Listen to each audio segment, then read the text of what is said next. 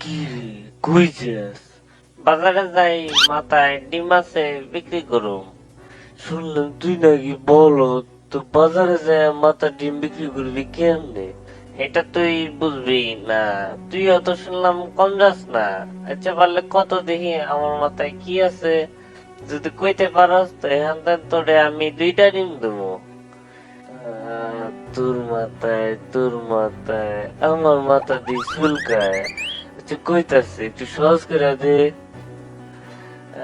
আমার মাথায় যা আছে এটার গায়ের রং সাদা, আর বাংলে কুসুম লাল হইতে পারে, আবার হলুদ হইতে পারে, আর কম না কইলে বুঝে লাইবি। বুঝে গেছি, তোর মাথায় লেম্বু। তুই আসলে একটা বলদ।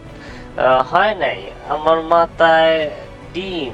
ইসরে, এটা আমি সন্দেহ করছিলাম।